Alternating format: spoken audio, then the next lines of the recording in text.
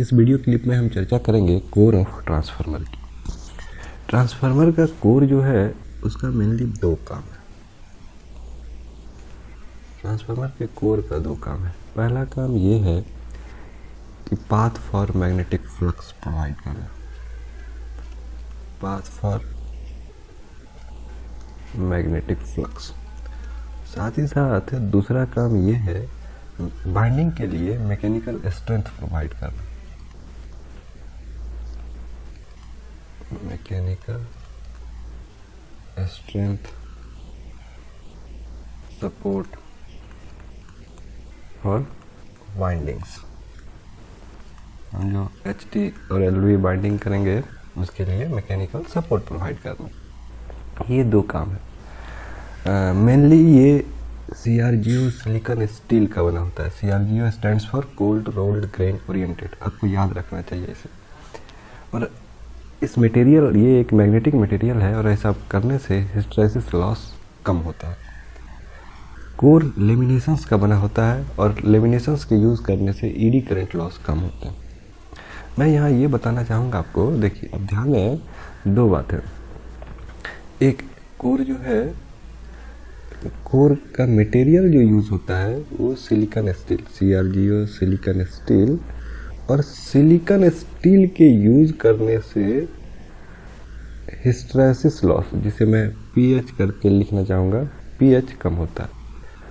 और इनका लेमिनेशंस होता है, लेमिनेशंस के यूज़ करने से ED करंट लॉस के कम होता है, और इसे मैं PE से लिखना चाहूँगा और ये कम होता है।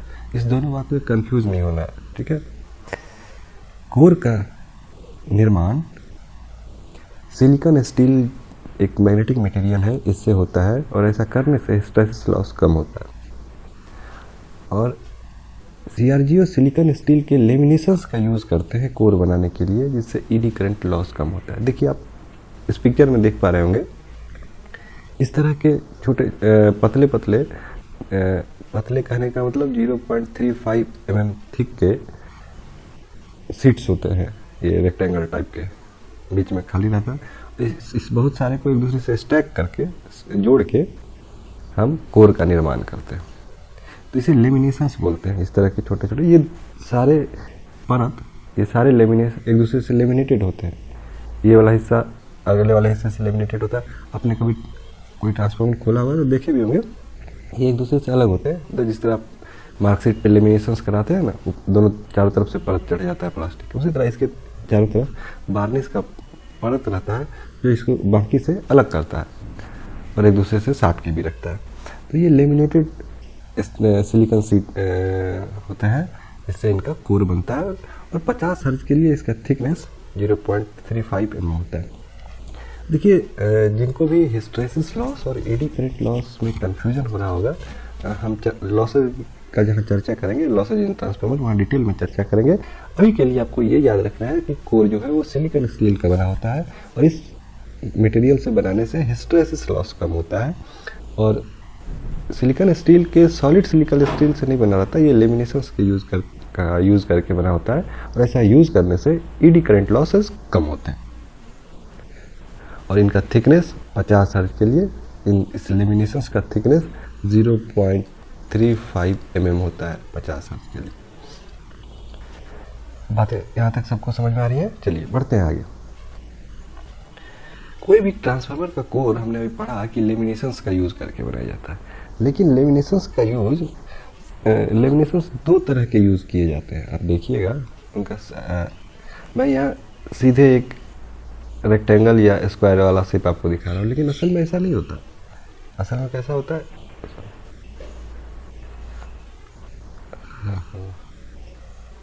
असल में कुछ इस तरह के होते हैं। जैसे कि आपको स्क्वायर बनाना है, उसके लिए आपको दो L शेप को एक दूसरे से जोड़ना पड़ेगा। ऐसा क्यों करते हैं मैं चर्चा करूँगा।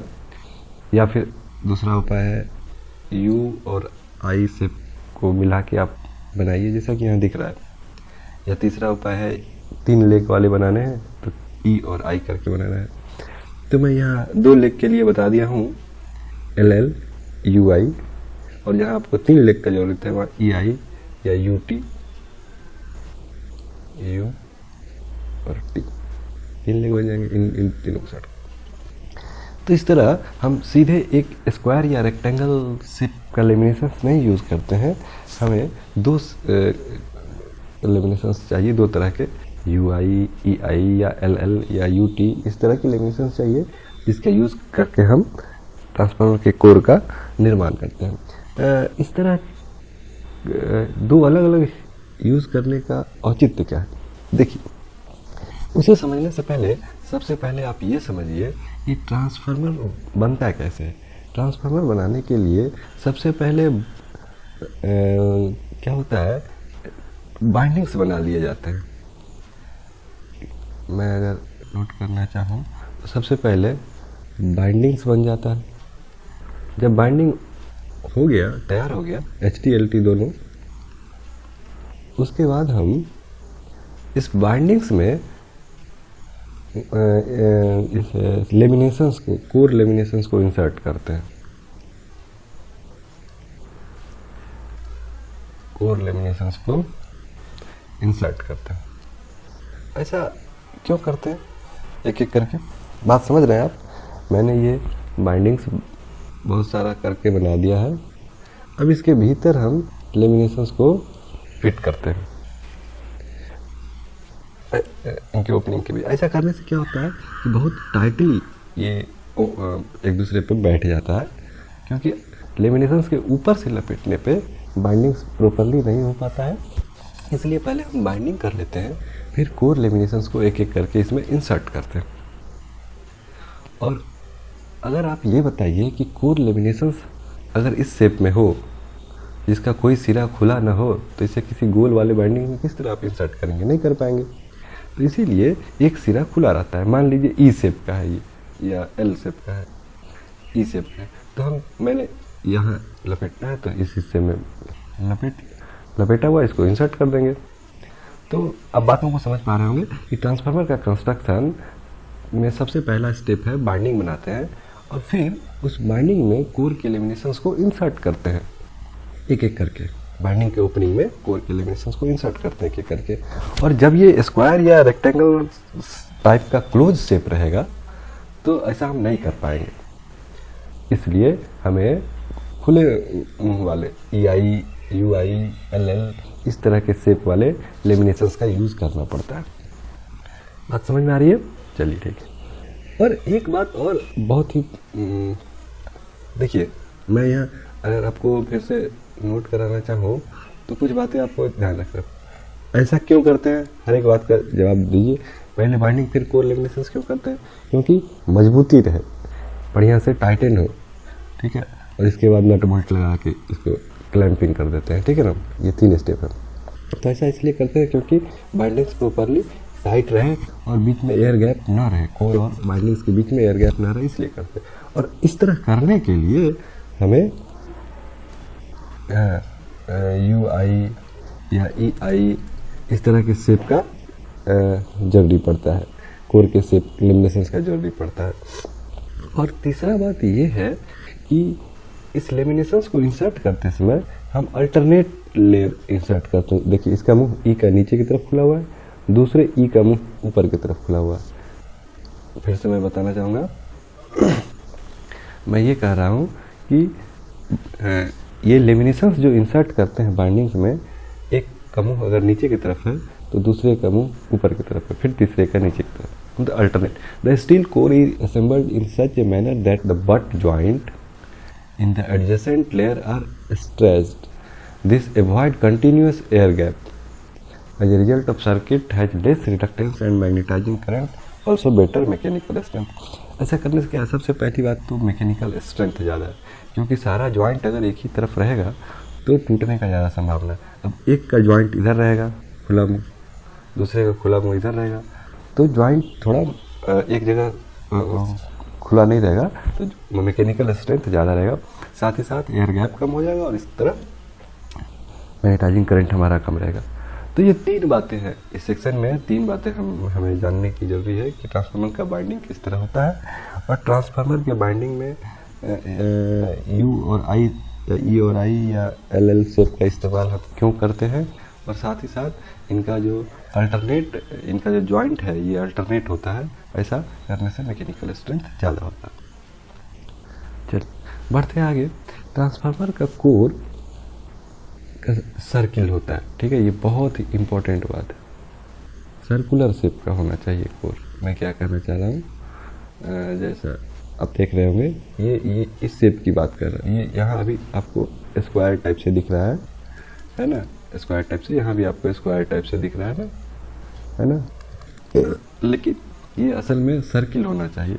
और सर्किल होने से क्या फ़ायदा है, तो देखिए सर्किल होने से फ़ायदा क्या है, इस पर चर्चा करने से पहले हम ये जान लेते हैं कि सर्किल बनाते कैसे हैं, इस तरह का शेप बनाते कैसे हैं। ये एग्जैक्ट सर्किल तो आ नहीं सकता है, इसलिए हम क्यूरिसी फॉर्म में बनाते हैं। मतलब एक रेक्टेंगल तो ले नहीं सकते हमें सर्किल बनाना है, तो एक ये रेक्टेंगल शेप है, ये स्क्वायर शेप है, ये क्यूरिसी फॉर्म शेप है। तो हम करते क्या है कि इस तरह के लेमिनेशंस का यूज़ करते हैं, स्टेप टाइप के।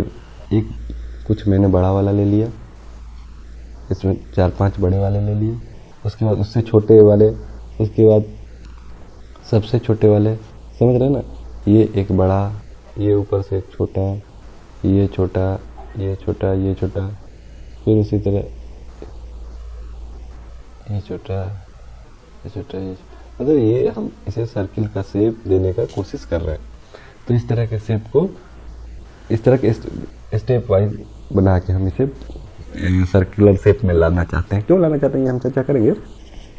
तो स्टेप अरेंजमेंट करके हम इसे सर्कुलर शेप देंगे। ऐसा क्या है ना कि हम हर एक लेयर अलग अलग नहीं कर सकते, 4-5 एक तरह के, 4-5 एक तरह के, 4-5 एक तरह के, तो इस तरह सीढ़ी नुमा बना के हम इसे सर्कुलर शेप देते हैं, ठीक है ना। हाँ, जितना ज़्यादा सर्कुलर बना पाए उतना बढ़िया बात है, ठीक है ना।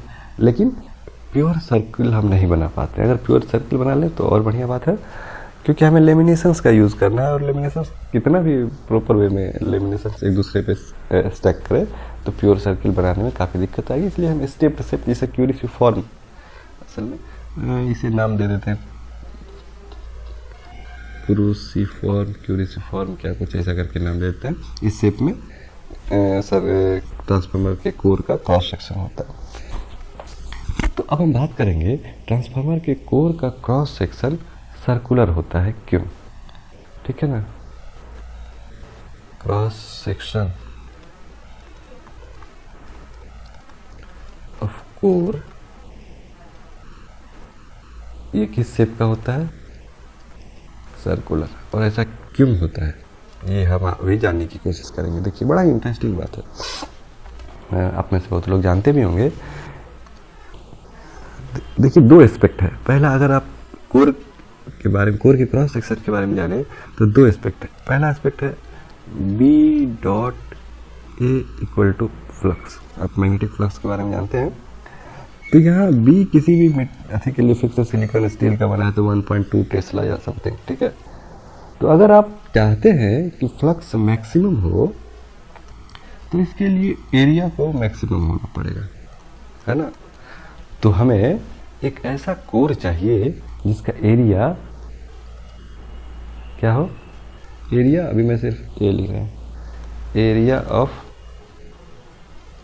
क्रॉस सेक्शन क्या होना चाहिए, मैक्सिमम होना चाहिए, ठीक है ना।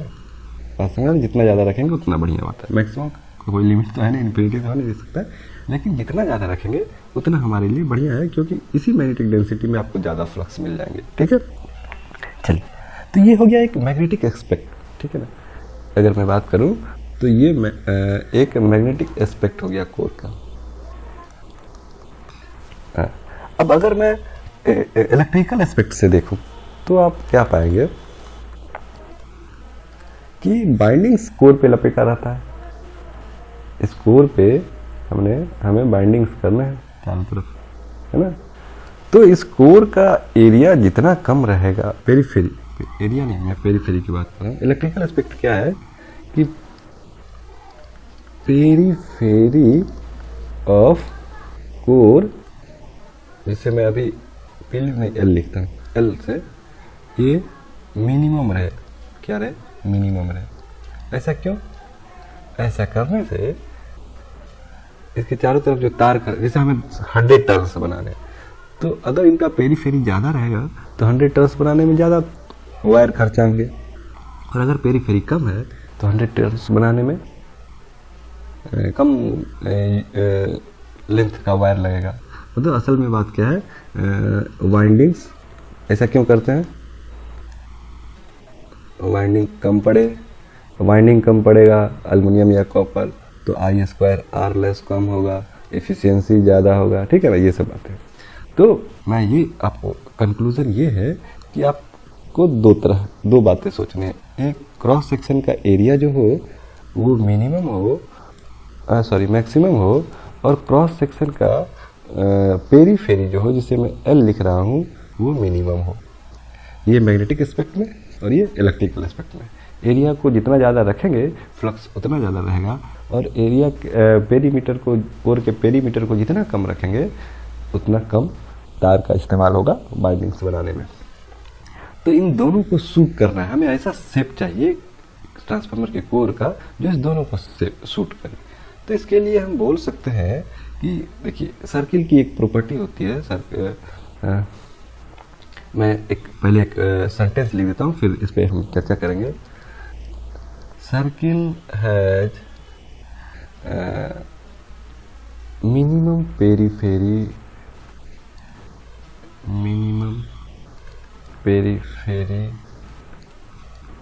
For a given area.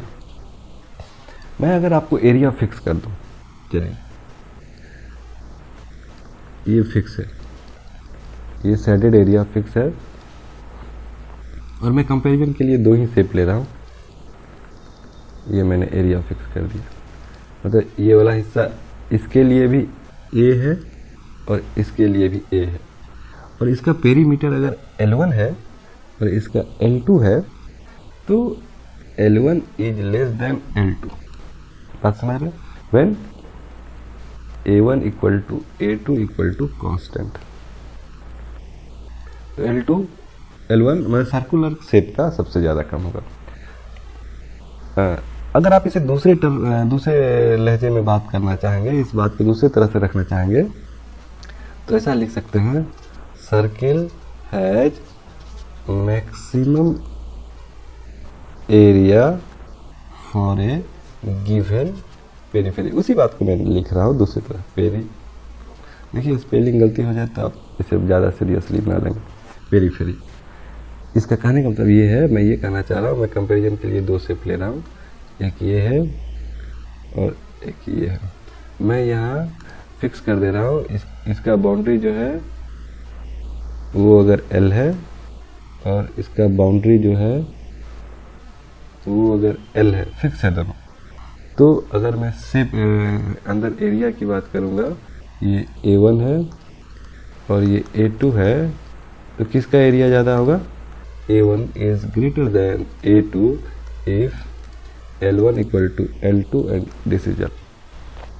इस बात को आप मैथमेटिकली चेक भी कर सकते हैं। मान लीजिए मैं क्या कर लूँ, हाँ चलिए मैं मान लेता हूँ कि L दोनों में से किसी को फिक्स कर सकते हैं। हम इस वाले स्टेटमेंट को जांच कर ले रहे हैं, ठीक है ना।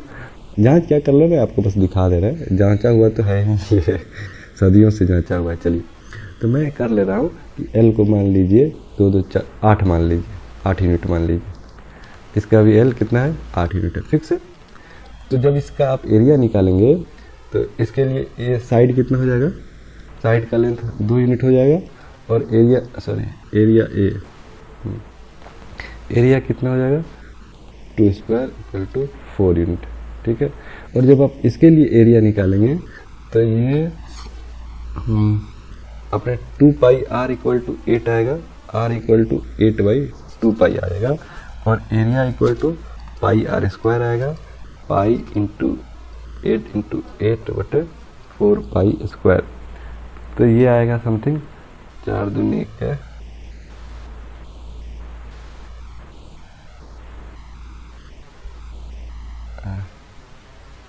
पाई से पाई कट गया, 16/3 पॉइंट समथिंग, ये 5 पॉइंट कुछ आएगा, इतना यूनिट। तो आप देख रहे हैं एरिया, ये स्क्वायर या रेक्टेंगल है, स्क्वायर है, स्क्वायर का एरिया और किसका एरिया, सर्किल का एरिया ज़्यादा है। तो मैं आपको ये बताना चाह रहा हूँ कि कोर का शेप जो होता है वो सर्कुलर रखना पड़ेगा हमें। सर्कुलर रखने से क्या है, हमें कोर का शेप इस तरह रखना पड़ेगा ताकि उनका एरिया मैक्सिमम हो। ये मैग्नेटिक एस्पेक्ट से ज़रूरी है, क्योंकि ज़्यादा एरिया रहेगा तो उसी मैग्नेटिक डेंसिटी में ज़्यादा फ्लक्स हमें प्राप्त होगा। लेकिन इलेक्ट्रिकल एस्पेक्ट ये है कि कोर का पेरीमीटर कम होना चाहिए, क्योंकि हमें बाइंडिंग्स अल्टीमेटली कोर पे ही लपेटने पड़ते हैं। तो पेरीमीटर कम रहना चाहिए ताकि फिक्स नंबर ऑफ टर्न्स के लिए हमें कम से कम वायर का इस्तेमाल करना पड़े। तो ये दो कंट्राडिक्शन वाली बातें सामने आ रही हैं कि एरिया हमें कम ज़्यादा रखना है और पेरीमीटर कम रखना है। तो अगर आप अलग अलग शेप का एनालिसिस करेंगे तो देखेंगे कि सारे शेप में सर्किल इस बात के लिए बेस्ट सूटेड है कि अगर आप एरिया फिक्स कर दिए तो सर्किल का पेरीमीटर मिनिमम रहेगा। अगर दूसरे शब्दों में कि अगर आप एरिया पेरीमीटर फिक्स कर दिए तो एरिया मैक्सिमम रहेगा। बात समझ रहे हैं ना, मैं कंफ्यूज हो जा रहा हूँ, ठीक है। तो सर्किल इस बात के लिए बेस्ट सूटेड शेप रहेगा। तो हमें कोर को किस शेप में बनाना पड़ेगा, सर्कुलर शेप में। लेकिन हम एग्जैक्ट सर्कुलर शेप में नहीं बना पाते हैं, इसके लिए हम स्टेप सर्कुलर का इस्तेमाल करते हैं, क्योंकि हमें लेमिनेशंस का यूज़ करना है तो एग्जैक्ट तो बन नहीं पाएगा। तो हम स्टेप वाइज में इसे सर्कुलर शेप देने की कोशिश करते हैं। जितना सर्कुलर बढ़िया सर्कुलर शेप देंगे हमारे लिए उतना बढ़िया काम करेगा। Thank you. अगले वीडियो क्लिप्स में हम चर्चा करेंगे कंस्ट्रक्शन ऑफ ट्रांसफार्मर की।